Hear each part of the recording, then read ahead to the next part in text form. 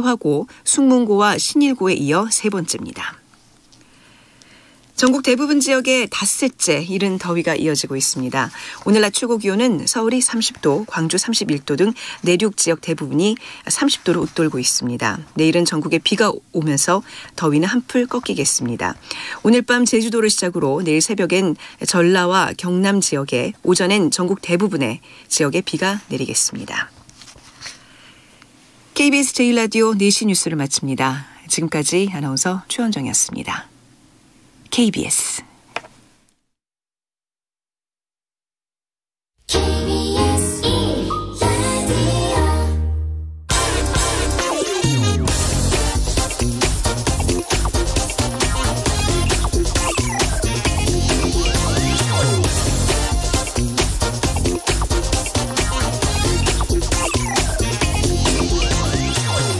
테슬라의 CEO 일론 머스크는 정말 사기꾼일까요? 석 달 전 머스크는 우리 돈으로 1조 7천억 원어치의 그 비트코인 사들이면서 테슬라 차량을 비트코인으로도 결제할 수 하겠다 이렇게 발표했죠. 이때부터 비트코인 가격은 치솟았고 머스크 자신도 엄청난 이득을 아마 봤을 겁니다.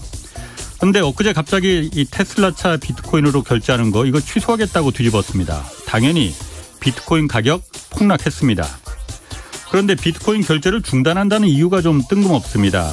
비트코인을 채굴하고 거래하는데 너무 많은 전기가 들어가서 이게 환경을 해친다는 겁니다. 비트코인 채굴하는데 엄청난 전력이 소모된다는 건 사실 이미 다 아는 사실인데 이거 머스크만 이걸 몰랐던 걸까요? 저도 알고 있는데 말이죠. 그런데 머스크가 어제 또 트윗을 올렸습니다. 이번에는 미국의 개발자들이 장난으로 만들었다는 그 도지코인이라는 거 있지 않습니까? 이걸 유망하다고 지켜세운 것 같습니다. 이 한마디에 도지코인이 20% 넘게 폭등했습니다.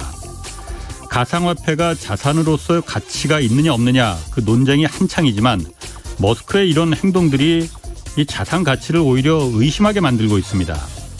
뉴욕타임즈는 머스크가 비트코인 결제 중단을 발표하기 전에 혹시 자신이 갖고 있던 비트코인을 팔고 다른 코인을 산 건 아닌지 곧 있을 테슬라 실적 발표 때 확인하겠다 이렇게 비판했습니다.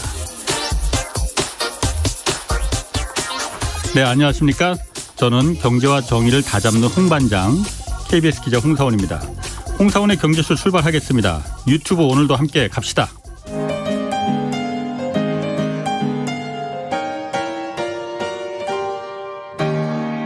경제방송 많으면 많을수록 아무거나 들으시면 큰일 납니다. 홍사훈의 경제쇼를 전적으로 믿으세요. 네, 미국발 인플레이션 우려에 대해서 지금 여러 가지 분석이 나오고 있습니다. 우리나라 경제엔 또 어떤 영향이 있을지 오늘 좀 알아보겠습니다. 제가 이 경제쇼 진행하다 보면은 얘기에 막 빠져드는 분이 계신데 그중에 한 분이십니다. 오건영 신한은행 IPS 본부 부부장 나오셨습니다. 안녕하세요. 네, 안녕하십니까. 오랜만에 생방송은 처음 하시는 것 같아요. 그렇습니다. 자, 미국발 인플레이션 이 얘기 오늘 좀 하려고요. 미국발뿐만이 아니고 네. 우리도 금리도 지금 계속 네. 관심이 있으니까. 네. 이게 인플레라는 게 물가하고 연관돼 있지 않습니까? 네. 물가가 한두 달 오르는 건 괜찮은데 이게 계속 오르면 이게 인플레라고 하는 거잖아요. 쉽게 말하면. 네. 근데 미국이 지금 물가가 지난달도 그렇고 지지난달도 그렇고 굉장히 엄청나게 오르고 있단 말이에요. 네. 그러면은 누구는 이걸 갖다가 지금 이미 인플레에 들어선 거다. 네. 워렌 버핏 같은 경우 그렇게 말했어요. 네. 또 누구는 걱정할 거 아니다라고 말하는데 네. 부부장님 생각은 어떠십니까? 일단은 인플레가 결국에 이제 이렇게 구분하는 게 좋을 것 같아요. 인플레의 사전적인 정의 자체가 물가가 상승하는 거잖아요. 예. 그러면은 지금 물가가 어쨌든 올라왔으니까 지금은 인플레이션이다. 이거는 동의를 해야죠. 맞죠. 예. 물가 올랐으니까요. 그리고 지금도 오르고 있고. 예. 인플레이션인 건 동의하는데 근데 앞에 하나가 붙어야 될 것 같습니다. 예. 지속 가능한 인플레이션인가의 여부가 중요한 겁니다. 예. 그러니까 서스테이너블한지 아닌지가 핵심인 건데 저는 이제 기본적으로 페드에서도 보고 있는 그 시각하고 좀 비슷한 건 지금 현재의 물가 상승이 단기적인 물가 상승이다. 그러니까 일시적이다라는 그런 표현은 일정 부분 동의를 하고요. 네. 그래서 지금 현재를 지속 가능한 인플레이션이다라고 보는 건 좀 어렵다. 이렇게 좀 생각을 하고 있습니다. 야, 지속 가능하진 않다. 네. 단기적으로 갈 거다. 네. 그러면 또 이런 얘기도 있어요. 그러니까 지금 이게 지속 가능할지 그러니까 지속 가능하다는 게 좀 어려운데 계속 갈지 안 갈지 이걸 판가름하는 게 한 7월, 8월 이때쯤까지 가느냐 안 가느냐를 기준적으로 봐야 된다 이렇게 말하는 부분도 있어요. 네네. 왜 그런 건가요? 일단 이렇게 좀 생각을 해볼게요. 그러니까 그 말씀에 대해서는 저도 동의하는 부분도 있고 동의하지 못하는 부분도 있는데 일단 7, 8월이 중요하다는 것에 대해서 뭐 저도 일정 부분 동의합니다. 근데 왜 그런 얘기가 나왔냐면 이게 인플레이션이 지금 나타나고 있는 이유를 좀 볼 필요가 있어요. 일시적이다 아니다라고 하면은 왠지 이게 나와야 되는 거잖아요. 그럼 지금 물가가 오르는 원인을 좀 이렇게 생각을 해보는 겁니다. 그럼 첫 번째는 기저효과라는 게 존재하고요. 두 번째는 모멘텀이라는 게 존재를 합니다. 그럼 이게 기저효과가 뭐냐 이게 한번 생각을 해보면 첫 번째 기저효과라는 건 유가죠. 국제유가가 작년도 3월로 한번 가보는 거죠. 조금 시간이 걸리더라도 한번 좀 상황을 상세히 좀 설명을 해드릴게요. 기본적으로 원유 산유국들은요. 2015년도 이후에 국제유가가 많이 하락을 했어요. 그러다 보니까 감산공조라는 걸 했습니다. 그러니까 한 명만 감산을 하면은 내 마켓시어가 뺏기니까 그러지 말고 같이 살기 위해서 같이 감산을 하자 이렇게 하면서 버텼던 거죠. 근데 문제는 미국 쪽에서는 셰일오일 생산이 계속 늘어나면서 2018년도 하반기부터는 미국이 전 세계 1위의 산유국으로 등극을 합니다.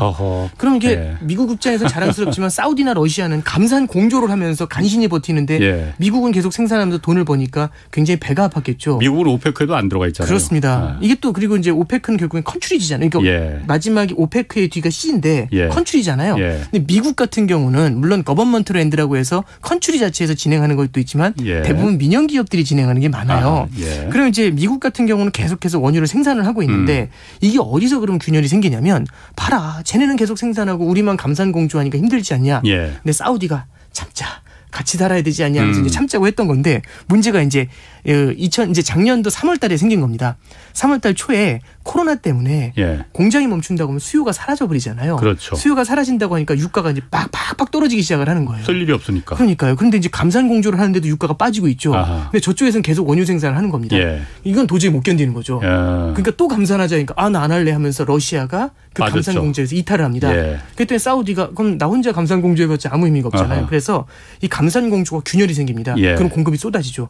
수요가 사라지는데 공급이 쏟아지는 상황이 펼쳐지니까 국제유가가 내리꽂힌 겁니다. 그래서 작년에 저도 이게 눈이 튀어나오는 줄 알았어요. 마이너스 유가를 봤거든요. 그러니까. 물론 이게 선물시장에서 나타나는 거지만 근데 이제 결국에는 미국의 가솔린 가격 같은 경우도 뭐 $1 뭐 이런 식으로까지 하락을 했었으니까요. 갤런당. 그러면 작년도 4월, 5월 달에는 국제유가가 굉장히 낮았단 말이죠. 그렇죠. 에너지 프라이스가 굉장히 낮았습니다. 근데 지금은 이제 5월이지 않습니까? 근데 지금 보면은 국제유가가 꽤 많이 올라왔어요. $60까지 갔어요. 배럴당 $65에 육박하고 있으니까요. 그러면 그냥 마이너스 40불 대 지금 $65 이렇게 하면 엄청난 상승률이죠. 그래서 첫 번째 기저효과를 보는 건 기저효과라는 건 통계라는 거는 기준이 있어야 됩니다. 물가가 올랐어. 그러면은 뭘 물어봐야 되냐면 언제 대비 이게 중요한 거잖아요. 작년도 이맘 대비라고 하면은 작년도 4, 5월 대비해서 물가가 에너지 프라이스는 굉장히 많이 뛰었죠. 그게 기저효과의 핵심입니다. 그리고 이제 두 번째는 달러죠.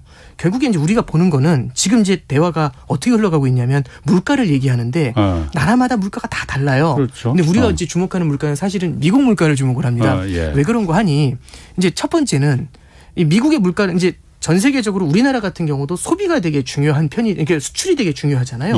우리나라도 수출로 성장을 하는데 수출을 하려면 누군가 받아줘야 될 겁니다. 그렇지. 당연히 미국의 소비가 중요하다 보니까 소비에 가장 큰 영향을 주는 것 중에 하나가 물가입니다. 그래서 미국의 물가를 우리가 지금 논의를 하고 있는 거고요.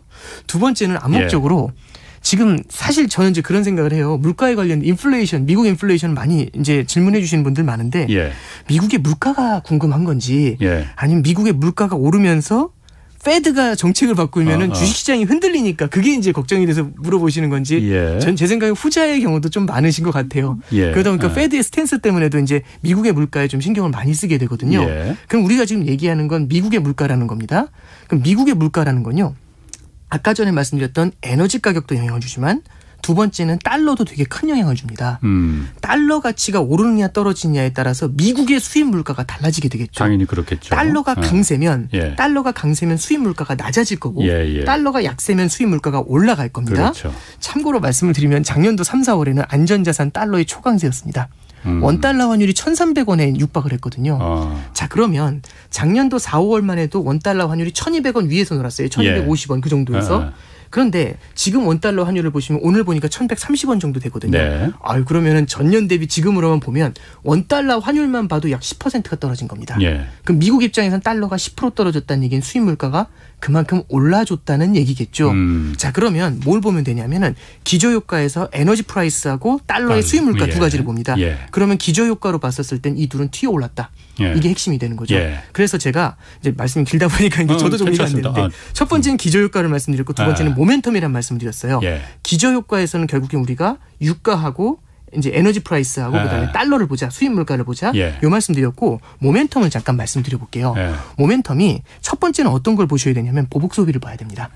백신이 발표가 되면서 이게 3, 4월 달에 보면 요번에 소비자 물가 지수 뛴 것 중에서 가장 대표적으로 많이 뛴 게 호텔 프라이스하고 호텔 이제 그 숙박료 그거 하고 그다음에 이제 그 에어라인들 저기 항공사들 그 비행기 티켓 가격 이런 거 뛴 게 되게 컸어요.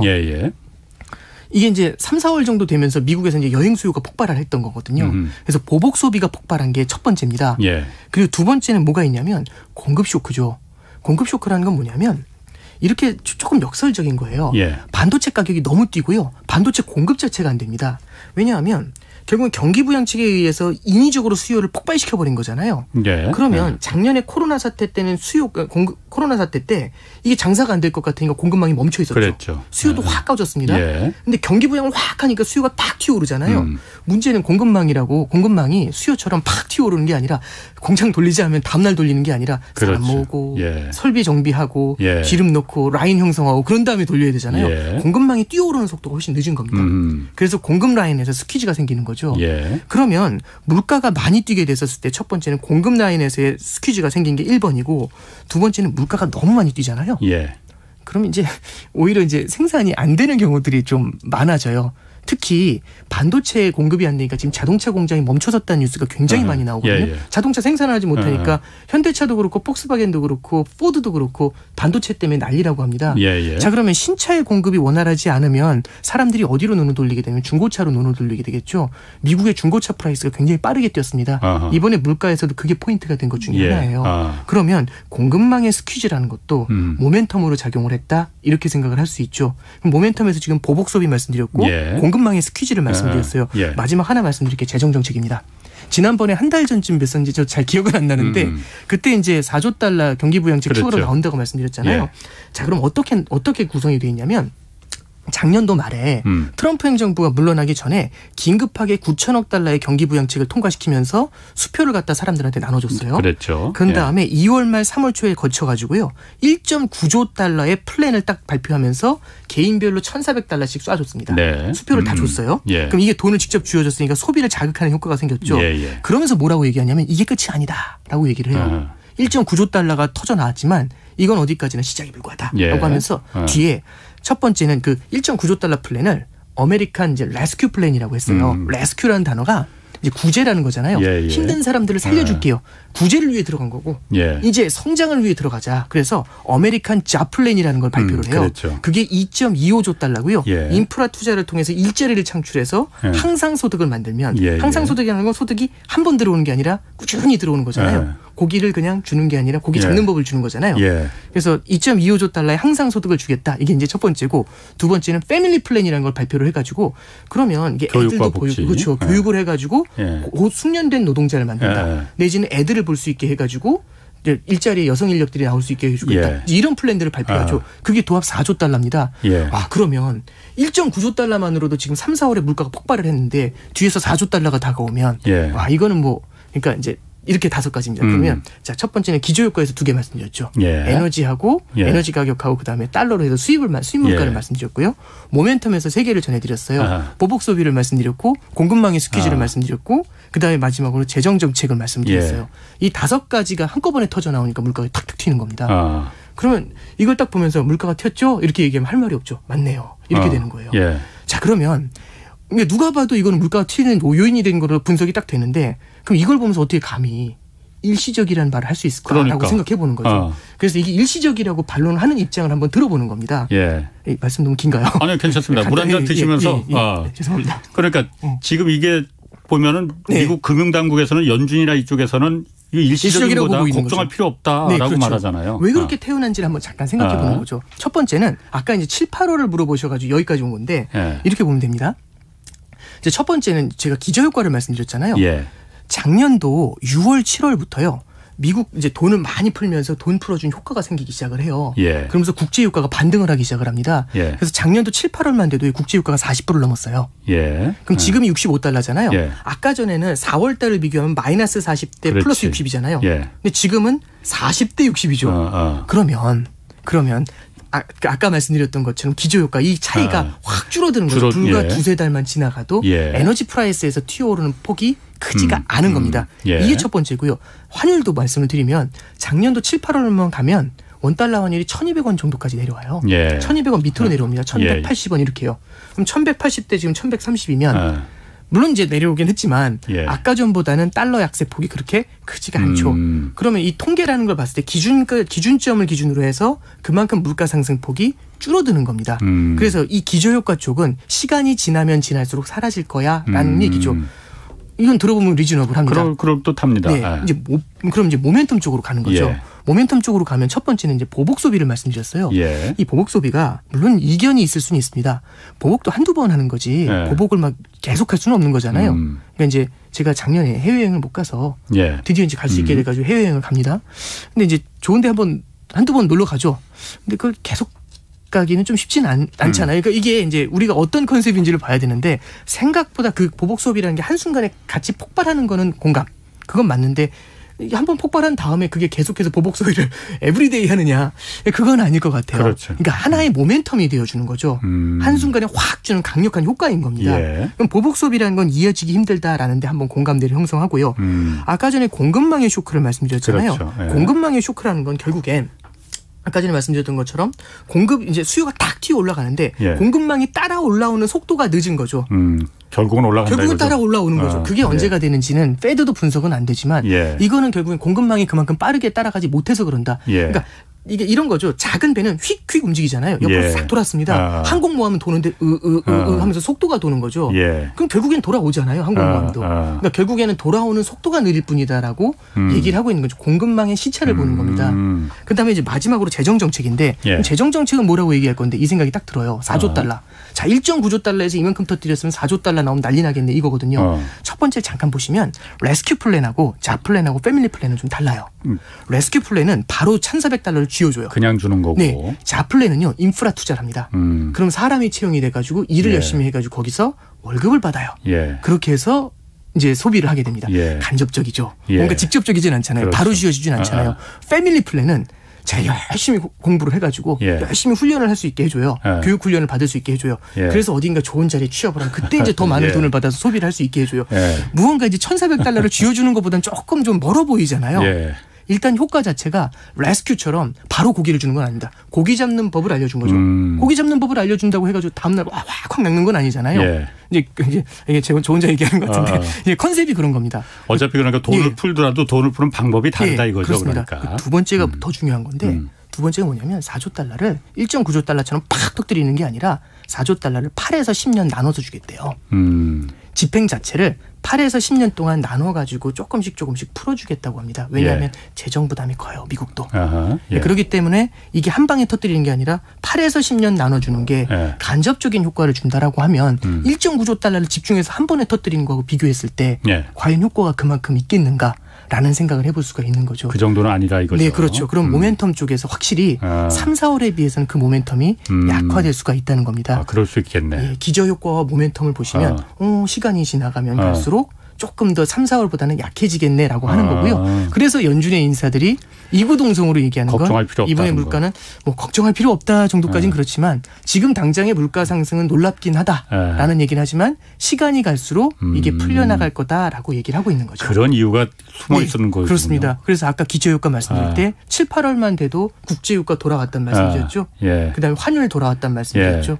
그다음에 이제 재정정책 1.9조 달러 푼 거부터 효과가 조금씩 떨어지기 시작할 거잖아요. 그리고 공급망도 어느 정도 돌아서기 시작을 하겠죠. 물론 뭐 7월 며칠입니까라고 물어보시면 할 말은 없지만 7, 8월 정도 되면은 그 이제 3, 4월에 집중했던 효과가 조금 희석이 되면서 민낯이 보이지 않겠어요? 라고 얘기하는 게 이제 그런 얘기입니다. 그래서 뭐 저도 시기를 특정한다는 건 사실은 말이 안 돼요. 어떤 변수가 있을지 모르잖아요. 근데 지금 현재 봤었을 때 기저효과가 희석되는 건 고시점 정도로 해석을 해야 되는 거 아니냐? 뭐 그런 거겠죠. 네. 원래 그렇게 말을 잘하시는 겁니까? 아니면 준비해서 그렇게 말을 잘하시는 거예요? 아니, 제가 혼자 말하다 취해가지고 막 혼자 떠들 때가 있어요. 아니, 제가 빠져듭니다. 며칠 전에 그런데 어쨌든 인플레라는 게 금리하고 그러니까 연관이 돼 있잖아요. 네, 그렇습니다. 그러니까 우리가 공식처럼 등식처럼 인플레 오면은 금리 올라간다 이런 게 등식처럼 돼 있잖아요. 네네네. 일단 한 가지 질문은 그게 왜 인플레하고 금리가 어떤 문제가 있는지 하고 네네네.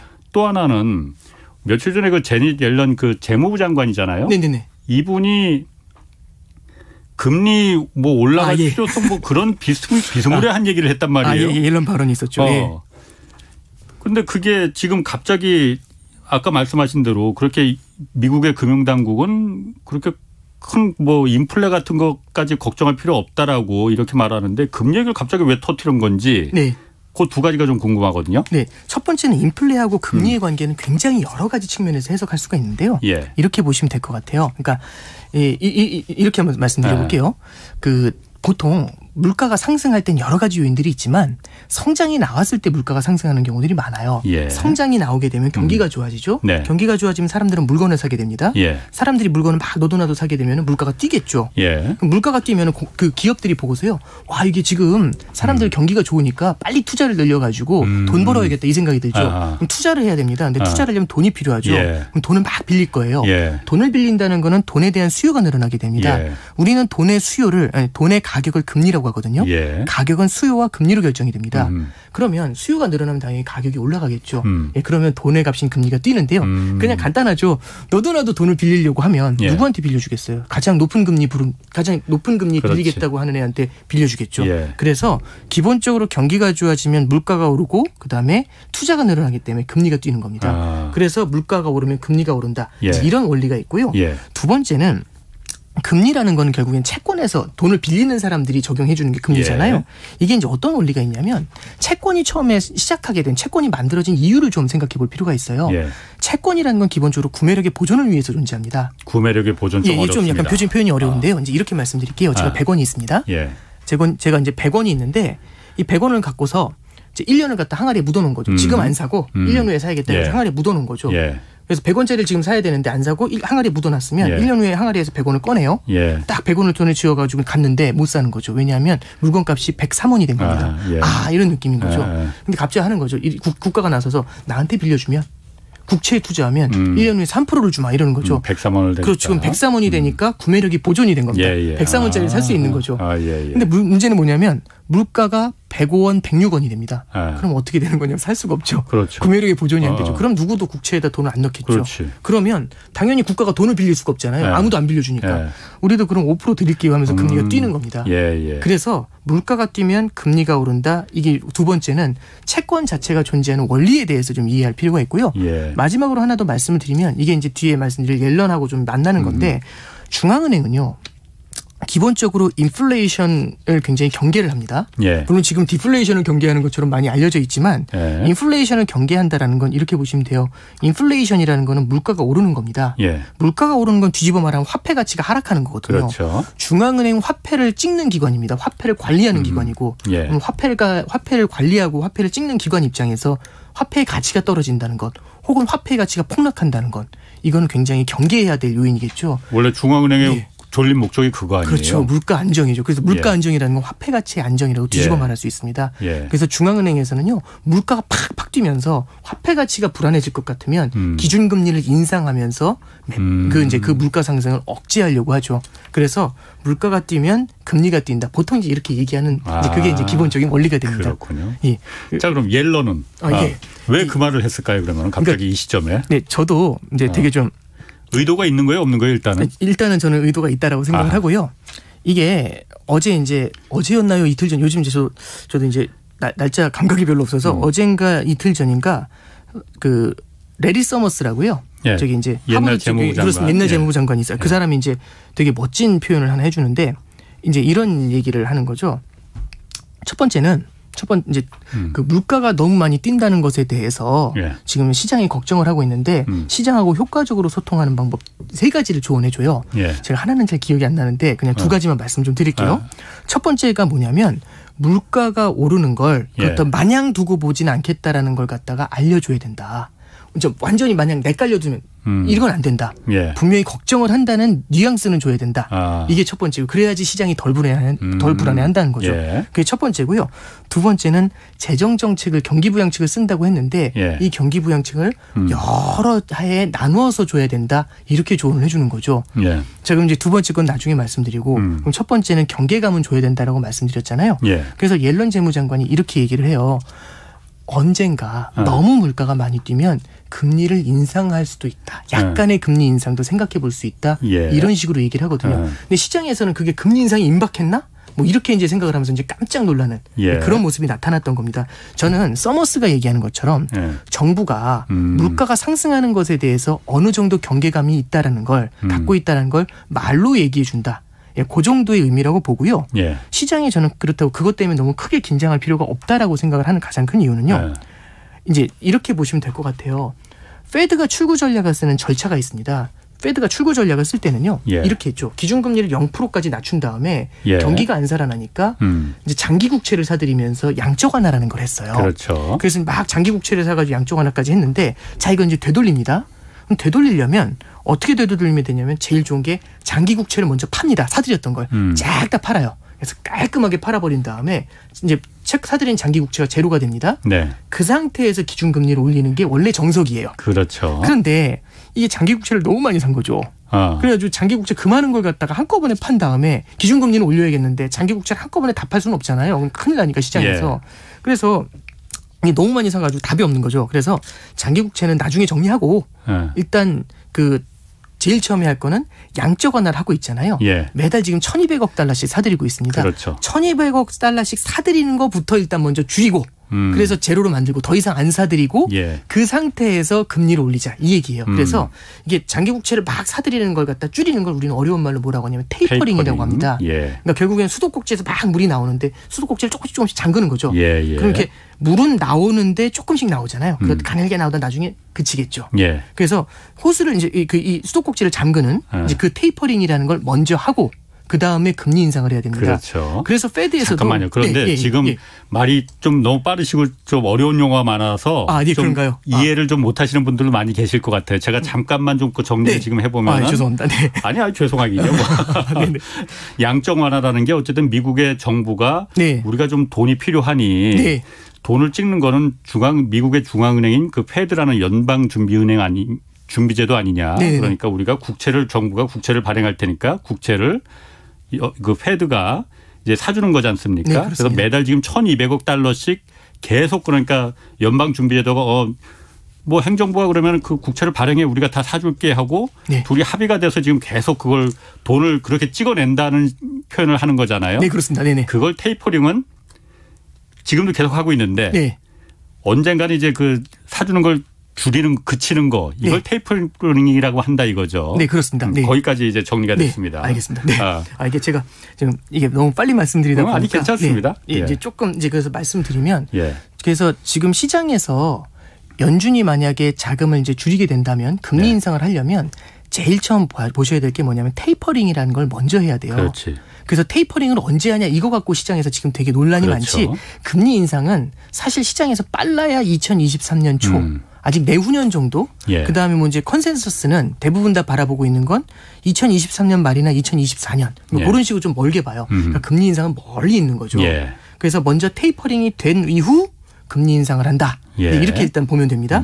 근데 옐런 재무장관이 뭐라고 했냐면 금리 인상을 해야 될 수 있다라는 얘기를 해요. 그러니까 테이퍼링도 아니고 만약에 옐런 재무장관이 테이퍼링을 고민해야 될 것 같다 이랬으면 그러면 저도 이거 시그널이다 이제 이렇게 생각을 했을 것 같아요. 근데 금리 인상이랑 한참 멀리 있는 거잖아요. 그걸 지금 언급했다라는 건요. 사실상 그거에 대한 의도가 있는 게 아니라 일단 말로써 정부에서도 물가에 대해서는 경계감을 갖고 있어요라는 거를 얘기해 준 겁니다. 아니 마사지 한 거예요, 그냥? 네, 그렇죠. 네. 그러니까 만약에 옐런 재무장관이 만약에 그렇게 되면 테이퍼링을 준비할 수 있어요. 이랬으면 왜냐하면 테이퍼링 지금 무슨 얘기 나오냐면 6월에 할 수도 있다. 다음 달에 할 수도 있다. 뭐 7월에 할 수도 있다. JP모건은 다음 6월이라고 지금 얘기하고 있어요. 그렇게 다 얘기하고 있으니까 이런 민감한 상황에서 테이퍼링을 얘기했으면 시장의 반응이 좀 더 뜨거울 수 있었죠. 근데 금리 인상? 이러면 처음에 깜짝 놀랐지만 아니 뭐 테이퍼링도 없이 무슨 금리 인상? 이 생각이 딱 드는 거죠. 그래서 이제 옐런 재무장관의 얘기는 아까 서머스가 얘기했던 것처럼 물가가 올라간다고 할 때 정부가 무조건 이렇게 팔 괴고 이렇게 양발 딱 이렇게 뒷짐지고 바라본다가 아니라 지금 정부도 고민하고 있다. 충분히 여러 가지 툴을 갖고 고민하고 있다. 그 시그널을 준 거군요. 그렇습니다. 그런 시그널을 준 겁니다. 우리도 신경 쓰고 있어요. 그렇군요. 이 얘기를 한 겁니다. 네. 자 그러면은 그 테이퍼링은 말씀하셨잖아요. 테이퍼링이라는 게 뭐 어렵게 영어로 말해서 그렇지 그냥 돈 푸는 거 중단하는 시점을 말하는 그렇죠. 거잖아요. 그걸 언제 할 거냐가 지금 초미의 관심사 아닙니까? 그렇습니다. 이게 이고 난 다음에 그다음에 금리가 뭐 어떻게 되든 그렇습니다. 할 건데 언제 될 거냐. JP모건은 아까 말씀하셨던 대로 다음 달 6월에 아마 테이퍼링이 될지도 모른다 이렇게 예견도 하고 있고 다른 쪽에서는 또 미국의 지금 그 연방준비제도에서는 고용이 가장 최우선의 목적이다라고 얘기하고 있지 않습니까? 뭐 물가가 오르든 인플레가 오르든 이거는 다 우리가 지금 감내할 수 있는 거고 최우선 시점은 연방준비제도가 행동을 개시하는 시점 그러니까 테이퍼링하는 시점은 고용에서 매우 큰 중대한 진전이 있을 때 이제 됐다. 이제는 테이퍼링 하겠다. 그 시점으로 본다는 거잖아요. 네, 그렇습니다. 근데 지금 엊그제 미국의 고용 지표가 나왔는데 엄청 안 좋았거든요. 예상보다 한 3분의 1도 못 미쳤거든요. 고용 쇼크라고 할 정도로. 그러면 테이퍼링도 아직 멀었다는 얘기 아니냐. 이 생각 들거든요. 일단 이렇게 좀 말씀을 드릴게요. 그러니까 많은 분들이 좀 표현을 혼재해서 쓰는 것 중에 뭐가 있냐면 테이퍼링을 하겠다라고 예고를 하는 거하고 테이퍼링을 하는 거하고 다릅니다. 그러니까 뭐냐면 수도꼭지를 내년 초부터 잠글게요 이렇게 얘기하는 거하고 수도꼭지 지금부터 잠급니다 이건 달라요. 그러니까 이게 예고를 해주는 거하고 잠그는 건 다르거든요. 보통 테이퍼링을 할 때는 어떻게 했냐면 이제 과거에 어떻게 테이퍼링 했냐면 금융위기 이후에 2013년 5월이 돼서야 테이퍼링이라는 게 시작이 돼요. 그래서 돈 풀던 건 조금씩 줄이기 시작을 합니다. 그래서 수도꼭지를 조금씩 돌리면서 잠그기 시작을 하는데 어떻게 시작을 했냐면 13년도 5월에 이렇게 얘기합니다. 조만간 테이퍼링을 시작합니다. 조만간 막 뿌리던 걸 조금씩 줄이기 시작합니다. 이 얘기를 한 거죠. 그럼 조만간이 언제냐 모르죠. 근데 그 실제로 그러면은 테이퍼링이 시작된 거, 잠그기 시작한 건 14년도 1월부터 잠그기 시작을 해요. 다시 말씀드리면 13년도 5월에 예고를 하고 나서 14년도 1월부터 잠그기 시작해서 1년 동안 조금씩 잠궜습니다. 그래서 14년도 말에 풀던 돈 이게 완전히 그만 풀리게 돼요. 그러니까 계속 주다가 이제 그때부터 지급이 중단이 된 거죠. 그러니까 빨아들인 게 아니라 주는 걸 줄인 겁니다. 이게 이제 포인트예요. 그래서 테이퍼링이 그렇게 이제 진행이 됐고 실제 금리 인상은 15년도 12월 돼서 했었어요. 금리 인상은? 그럼 한 2년 정도 뒤에. 그로부터도 2년 정도 지난 다음에 시작이 된 거죠. 그러니까 이제 우리가 좀 생각할 게 이제 이런 겁니다. 테이퍼링의 예고는요. 생각보다 빨리 나올 수도 있어요. 그러니까 JP모건이 얘기한 것도 6월에 테이퍼링을 선언할 수도 있다. 그럼 테이퍼링을 예고한 다음에는 뭐 6개월이나 그 정도 되면은 시작을 할 수 있다는 얘기겠죠. 과거의 사례를 봤었을 땐. 그래서 테이퍼링의 예고에 대해서는 지금 썰이 굉장히 많은데 6월은 조금 빠른 것 같고요. 7월, 8월 얘기가 좀 많이 나오고 있습니다. 이유는? 이제 8월 달에 그 잭슨홀 회의라는 게 있어요. 되게 중요한 회의입니다. 그러니까 각국 중앙은행에 있는 총재들도 모이고요. 경제 관련 주요 인사들이 다 모여요. 그리고 잭슨홀에서 그래서 이제 회의를 하고 거기서 이제 연설을 하게 되는데 이 잭슨홀에서는 굉장히 이정표적인 정책들을 많이 발표를 하게 돼요. 양적 완화를 선언하기도 했었고요. 어떤 때는. 그리고 이제 그 작년도에는 뭘 발표했냐면 그 페드의 통화정책 전환, 역사적인 통화정책 전환이라고 표현하는데 평균 물가 목표제라는 걸 발표를 합니다. 이제 이걸 설명해 드리면 너무 시간이 오래 걸리니까 그래서 이제 역사적인 전환 이런 걸 막 발표를 했던 게 이제 잭슨홀의 회의예요. 그래서 잭슨홀의 회의는 그래도 좀 너무 이제 소소한 주제로 넘어가는 게 아니라 조금 중요하고 비중 있는 얘기를 담는다라는 게 일단 사람들의 인식이 있잖아요. 그래서 거기서 선언하지 않을까라고 생각을 하는 거고요. 거기서 선언을 하면 이제 8월 말이거든요. 그때 선언을 하면 이제 내년 초 정도면 테이퍼링이 시작되지 않을까라고 생각하는 게 현재는 시장의 컨센서스입니다. 그 얘기도 하더라고요. 그러니까 지금 고용이 이렇게 고용 지표가 떨어진 게 그러니까 실업자들한테 그러니까 네. 실업수당 외에도 네. 매주 $300 그러니까 한 달이면 4주면 $1,200씩 그냥 추가로 주는 게 있잖아요. 네. 그러니까는 저임금 노동자들 같은 경우에는 나가서 일하는 것보다 지금 실업수당 받는 게 더 한 네. 300~400만 원 받는다고 하니까 네. 네. 일할 필요 없겠네라고 해서 지금 고용이 안 좋은 건데 그게 9월 6일 날 끝난다면서요. 네, 그렇습니다. 그러니까 말씀하신 대로 한 8월 정도부터는 일자리를 이제 사람들이 찾기 시작할 거다. 그럼 고용도 그러니까 페드가 연준이 목표로 하는 네. 고용도 이제 어느 정도 목표를 좀 달성하면은 네. 말씀하신 대로 수도꼭지를 잠그는 네. 이제 돈 푸는 거 그만하겠다 하고 예고를 그때쯤 할 거다 아마 잭슨홀 미팅에서 네. 라고 예상을 하시는 거죠. 이제 뭐 그런 고용도 이제 거기서는 조금 더 좋아질 수 있고요. 예. 지금도 계속 좋아지고 있는 상황이니까요. 이제 고용 얘기를 조금만 좀 해드리면 예. 아까 전에 고용 쇼크가 나왔다는 말씀을 좀 드렸잖아요. 이렇게 좀 저는 이렇게 좀 봤으면 좋겠어요. 작용과 반작용이라는 게 있습니다. 그러니까 세상이라는 건 그러니까 저 혼자 움직이고 모든 게 그대로 있고 저 혼자 움직이면 저 혼자의 영향이 있는 게 아니라 제가 무언가 행동을 하면 상대편도 다른 행동을 할 수 있죠. 그러면서 뜻하지 않은 결과들이 만들어지지 않습니까? 경기 부양을 하면은 다들 이제 일자리를 찾게 됐고요. 그게 아니라 알고 보니까 경기 부양을 하니까 얘네들이 이제 일자리에 복귀를 안 하고 실업수당을 계속 타먹으려고 해. 이제 이런 생각이 드는 거잖아요. 이런 현상을 바라보면은 어떤 일이 또 벌어지냐면 그 뒤에 이제 이런 질문을 하게 됩니다. 경기부양책 4조 달러씩 해줄 필요가 있겠어? 그러니까 제가 지금 그거 물어보려고 그랬어요. 헛돈 쓰는 거 아니야 그거. 공화당이나 이제 민주당의 일부에서도요. 여기에 대해서는 악유가 생길 수가 있죠. 이게 뭐지 이런 생각이 들 수 있잖아요. 그러면 이런 효과를 만들어냅니다. 아까 전에 제가 말씀드렸던 것 중에 물가가 일시적인 상승이다라고 말씀드렸던 그 근거 중에 이런 걸 말씀드렸어요. 재정정책이 1.9조 달러를 때려 부었다고 했잖아요.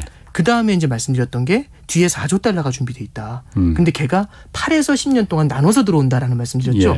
근데 거기에 이제 그러면 이런 얘기입니다. 갑자기 이제 4조 달러가 8에서 10년 동안 나눠 들어온다는 것도 실망스러운데 갑자기 공화당에서 이러는 거죠. 너무하는 거 아니냐 이거. 일자리 이거 말도 안 된다. 그래서 공화당에서 지금 뭐라고 하냐면 1조 달러 밑으로 줄이라고 해요. 그러니까 2.25조 달러의 그 자플랜이 있거든요. 인프라 투자 플랜. 걔를 1조 달러 밑으로 줄여야 될 것 같아. 이렇게 얘기하고요. 민주당에서도 일부 의원들이 거기에 대해서는 동의를 하려는 모습들이 나타나고 있어요. 바이든 같은 경우도 바이든 대통령도 이제 얘기했던 게 화합이 되게 중요하다. 한쪽만 몰고 가는 것보다는. 그래서 상당히 타협을 할 수 있는 그런 용의가 있다라는 식으로 얘기를 했죠.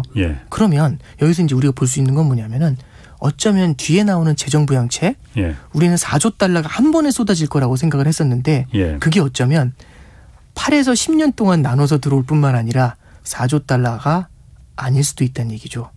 그것보다 금액이 줄어들 수도 있다는 얘기죠. 자 그러면 4조 달러가 한 번에 쏟아질 거라고 생각을 해가지고 물가를 확 끌어올릴 거라고 생각을 했는데 생각보단 덜 하겠다 이런 거죠. 그럼 이제 우리가 이런 겁니다. 제가 이제 부동산 투자를 한다고 가정을 하는 거죠. 저희 집 앞에 뭐 그런 일은 없겠지만 지하철이 10개가 들어온답니다. 저희 집 앞에. 저희 집 앞 사거리에. 일단 너무 그냥 기분이 좋아서 그냥 미소가 그냥 절로 나오는 건데 그럼 10개가 들어온다고 하면 이제 부동산 가격은 그러니까 무엇이든지 자산 가격은 미래를 프라이싱 하는 거니까 부동산 가격이 하늘로 탁 튀어 올라가 있겠죠. 너무 기분이 좋을 겁니다. 그런데 막상 뚜껑을 여니까 8개밖에 안 들어온대요. 근데 8개만 들어오도 엄청난 거잖아요. 그렇지. 근데 이제 10개가 들어올 거라고 생각하면 10개를 프라이싱했다. 8개가 들어오면 어떻게 되냐면 10개를 프라이싱했다 내려오겠죠.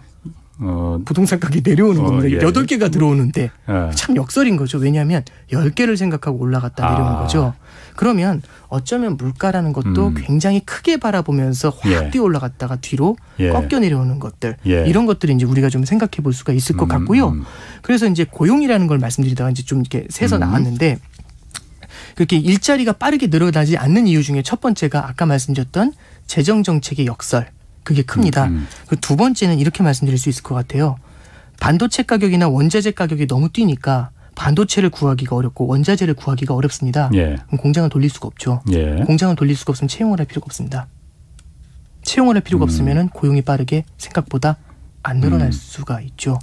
그래서 지금 이제 어떤 얘기들이 나오는 거냐면 이런 원자재 가격의 너무 빠른 상승세가 결국에는 성장을 짓눌러버리는 문제가 생길 수가 있다라는 거고요. 그래서 이번에 나온 고용지표를 바라보는 시각도 방금 전에 말씀해 주셨던 것처럼 재정정책이 역설이라고 바라보는 시각도 있고 두 번째는 공급망 자체에서 부품을 구하지 못해서 근데 저도 이거는 맞는 얘기라고 생각이 되는 게 이번에 3월달, 4월달에 이제 그 4월달에 빅테크 기업들부터 해서 굉장히 큰 기업들이 실적 발표를 했어요.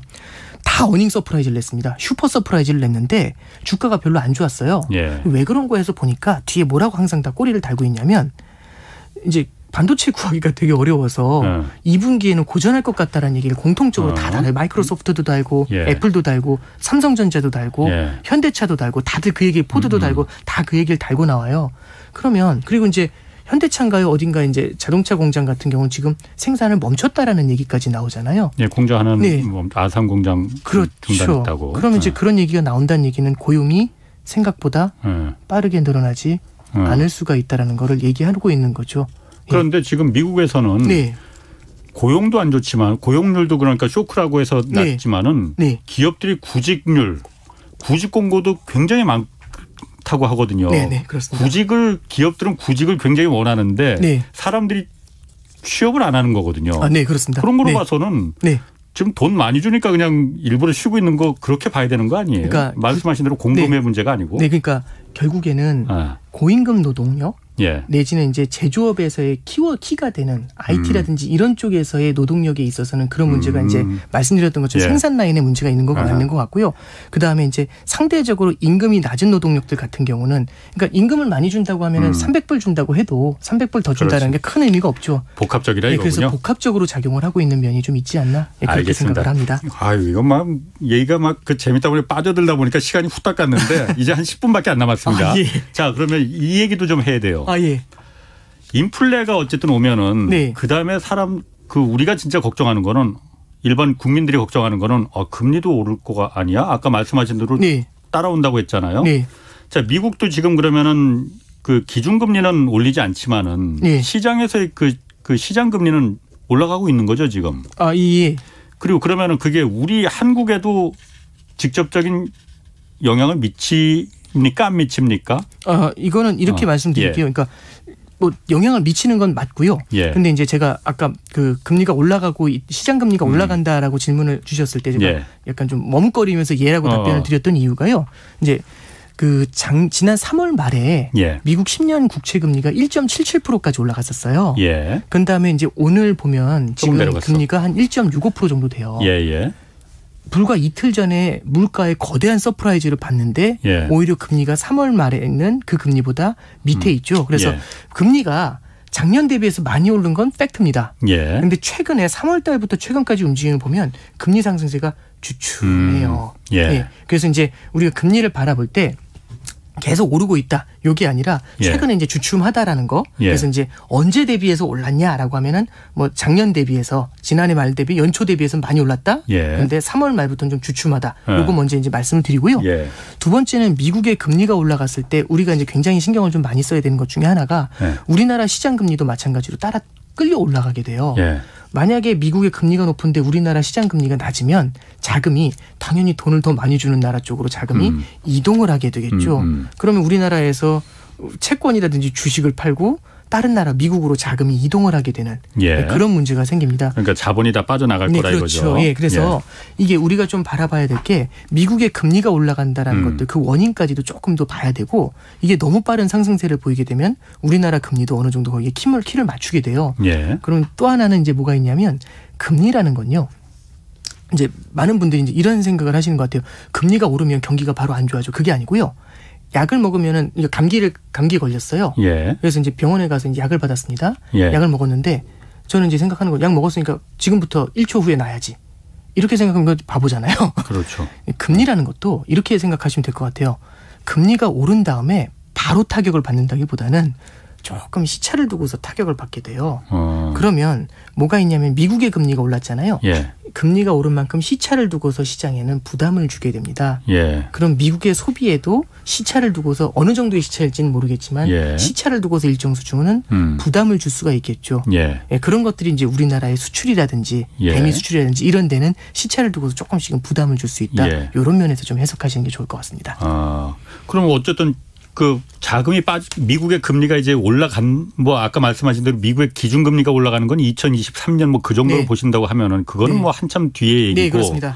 거기까지 가면은 정말로 그거보다 시장 금리는 계속 인플레 압박이 있으면 올라갈 가능성이 있는 거잖아요. 네, 그러면은 한국과 터키 같은 경우는 이미 기준금리를 터키 정부에서 굉장히 올렸다고 해요. 네. 뭐 19%까지 올렸다고 그렇습니다. 하는데 네, 거긴 네. 좀 극단적인 상황인 네. 것 같고 한국도 지금 대출금리나 주택담보대출금리 같은 게 지금 계속 올라가고 있거든요. 네. 그러면은 시장금리가 올라가면 한국에서는 아예 기준금리를 그럼 지금 0.5% 정도잖아요. 그게 한 1년 정도 가까이 동결하고 있잖아요. 네네네. 이거를 지금 뭐 움직여야 된다 이런 얘기들도 지금 있어요. 네네. 그 부분은 어떻게 생각하십니까? 그러니까 한국의 소비자 물가지수도 최근에 이제 2% 넘어서 그렇죠. 이제 물가가 올라가는 모습이 나타나니까 기준금리 인상에 대한 얘기가 나오고 있어요. 그리고 이제 결국에는 기준금리 인상을 논하는 가장 핵심적인 내용은 방금 전에 말씀드렸던 것처럼 물가의 상승도 있는데 자산 가격의 상승에 대해서 부동산 가격의 상승이나 아니면 이제 주식시장이 굉장히 뜨겁다라는 면들 이런 것들이랑 이제 부채가 늘어난 가계부채 이슈들 때문에 이건 이제 금리를 너무 저금리를 오래 유지하는 건 부담되지 않냐 이런데 이제 시장에 이제 컨센서스가 조금씩 나타나는 건 맞는 것 같아요. 분명히 이제 금리 인상에 대해서 고민을 하게 될 겁니다. 근데 당장은 아닐 것 같고요. 시차를 조금 두고 가야 된다라고 보는 게 아직까지도 이제 한국은행에서도 이주열 총재가 나와서 이제 금통위나 끝나고 이렇게 코멘트를 할 때 보면 불확실성에서도 언급을 하는 부분이 분명히 있어요. 그 불확실성이라는 건요. 코로나의 불확실성을 굉장히 많이 얘기합니다. 사실 그러면 코로나가 어떻게 될 것인가라는 예상이 사실 저는 그런 것 같아요. 코로나 예측을 했었을 때 잘 못 맞췄던 것 같아요. 왜 그러냐면 결국에는 지금도 다시 이제 700명대 이렇게 올라왔다는 말씀을 좀 드렸잖아요. 그 바이러스라는 거는 변종도 있고 제가 이제 바이러스는 잘 모르지만 변종도 있게 이게 예측이 참 어렵지 않습니까? 코로나 때문에 낮춘 겁니다, 금리를. 근데 코로나가 거의 어느 정도 제압을 한 게 아닌 상태에서 금리를 올리면 만약에 또 확진자가 늘어나면 어떻게 될까요? 또 금리를 낮춰요. 금리를 지난달에 올리고 낮추고. 그럴 수는 없죠. 이거 쉽지 않죠. 하나 참고로 말씀드리면 한국은행에서 기준금리를 인상했었을 때가 2008년도 8월 달에 기준금리를 올린 적이 있어요. 2008년도 9월 달에 리먼이 파산을 했습니다. 그렇죠. 2008년도 8월에 기준금리를 올리고 9월에 리먼이 파산했죠. 그러면서 기준금리를 빠르게 낮춰서 2%까지 낮췄습니다. 10월 달부터. 그러면 8월에 올리고 10월부터 낮춘 거거든요. 물론 그때 당시는 인플레 리스크가 크긴 했는데 그래서 무언가 불확실성이 남아있는 상태에서 기준금리를 올린다라는 게 인상한다라는 게 되게 부담스러울 수가 있어요. 그래서 이런 면에 대해서는 한은도 되게 신중할 것 같고요. 물론 페드보다는 기준금리 인상을 먼저 할 겁니다. 근데 다만 그렇겠죠. 당장이다라고 보기에는 아직은 시간이 좀 필요한 것 같습니다. 제가 왜 이걸 자꾸 물어보냐면은 어쨌든 우리나라는 가계부채가 유달리 그러니까 다른 나라에 비해서 부담이 크지 않습니까? 워낙 많고 그러다 보니까 이 금리에 대해서 굉장히 이제 그럴 수밖에 없죠. 민감할 수밖에 없지 않습니까? 그러니까 뭐 당장 그러니까 한국은행이 기준금리를 만지지는 않을 거다라는 부분이죠. 쉽지는 않을 것 같습니다. 한 가지 제가 또 궁금한 게 아까 이거 제가 좀 질문을 드린다는 게 좀 놓쳐서 타이밍을 놓쳤어. 인플레라는 게 말이죠. 어쨌든 미국도 그렇고 중국도 그렇고 전 세계가 다 국가 부채를 워낙 많이 짓다 보니까 인플레를 오히려 그 각국 정부들이 좀 기대하고 있는 거 아니냐. 인플레가 오기를 좀 의도하고 있는 거 아니냐. 왜냐 국가 부채를 좀 자연적으로 좀 줄이기 위해서 그런 의도 기대 있지 않습니까? 맞고요. 일단 이렇게 이유를 좀 말씀을 드리면 간단합니다. 그러니까 뭐냐면 아까 전에 이제 말씀드렸던 거는 인플레이션이라는 거는 물가의 상승이다라고 생각할 수 있지만 뒤집어 말하면 화폐 가치의 하락이에요. 부채라는 건 화폐 표시 자산입니다. 화폐 가치가 하락을 하게 되면 부채, 화폐 표시 자산인 부채의 가치도 실질 가치도 녹아요. 그러니까 되게 어렵게 말씀드렸지만 아주 극단적인 비유를 들어서 말씀드리면 제가 이제 여기 이제 기자님께 이제 제가 1,000만 원을 빌렸습니다. 1,000만 원을 빌렸는데 만약에 물가가 뛰어가지고 이 볼펜이 1,000만 원이 돼요. 이거 드리면 끝납니다. 그러니까 물가가 극단적으로 뛰게 되면 부채가 계속 녹아버리게 돼요. 근데 언제 문제가 되냐면 디플레이션이 찾아오면 정말 어렵습니다. 디플레이션이 찾아온다는 얘기는 디플레는 물가가 하락하는 거지만 뒤집어 말하면 화폐 가치가 상승하는 거거든요. 화폐 가치가 상승을 하면은 부채 이제 실질 화폐 표시 자산인 부채의 실질 가치가 올라가요. 부채보다는 훨씬 더 커집니다. 그러면 이 경우는 답이 안 나오거든요. 지금처럼 부채가 많은 상태에서 디플레이션이 나오는 건. 그러면 어느 국가나 성장을 원합니다. 그럼 성장을 원하면 어쩔 수 없이 이 부채가 많은 상태에서는 디플레이션보다는 인플레이션을 원해요. 그런데 이게 양극단으로 마이너스 10% 플러스 10% 이게 아니라 완만한 인플레이션을 원합니다. 완만한 인플레이션. 그래서 연 2% 정도의 완만한 물가 상승을 원하는 거죠. 뭐 예를 들어서 인플레이션이 굉장히 크게 오면은 네. 미국 같은 경우에 국가 부채를 워낙 많이 지금 쌓아놨는데 일부에 그냥 그 상쇄시켜 버릴 수도 있는 거 아니에요? 근데 이제 그게 되게 조심스러운 게 물가가 너무 많이 뛰게 됐었을 때는 사실 소비 경제를 짓눌러 버리는 문제가 생기게 돼요. 그래서 이제 70년대를 되돌아보면 70년대 우리는 이제 그레이트 인플레이션의 시대라고 얘기하는 게 석유 파동의 시대지 않습니까? 그렇게 되면 시차를 두고서 성장이 짓눌려집니다. 그러면서 실물 경기가 돌아가질 않아요. 그래서 성장이 그러니까 물가가 오르더라도 성장이 나와주면 급여가 같이 올라주면 괜찮거든요. 이런 착한 인플레이션이 나타나야 되고 그럼 지금 성장이 10%씩 고성장 나온다고 기대하는 사람은 없죠. 그렇죠. 지금 체질에서는 2% 3% 정도의 성장이면 굉장히 잘 성장했다고 하잖아요. 그래서 2% 정도의 완만한 물가 상승을 기대하고 있는 게 지금의 모습이다. 그렇게 해석하시면 좋을 것 같습니다. 그러니까 2% 정도의 인플레이션이 계속 가주기를 국가들은 기대하고 있구만요. 그렇습니다. 그런 것들을 의도하는 거고요. 알겠습니다. 네, 아이고 알겠습니다. 오늘 정말 재밌었습니다. 아닙니다. 저 혼자 두서없이 말씀드렸습니다. 지금까지 오건영 신한은행 부부장 함께했습니다. 자, 내일 오전 11시에는 유튜브로 경제쇼 플러스 업로드됩니다. 이번 주에는 최백은 건국대 경제학과 교수와 이 경제 성장률 관련해서 좀 알아보겠습니다. 자, 지금까지 경제와 정의를 다잡는 홍반장 홍사훈의 경제쇼였습니다. 투표는 헌법이 보장한 국민의 주권이에요. 제 민주주의 가치에는 좀 반하는 겁니다.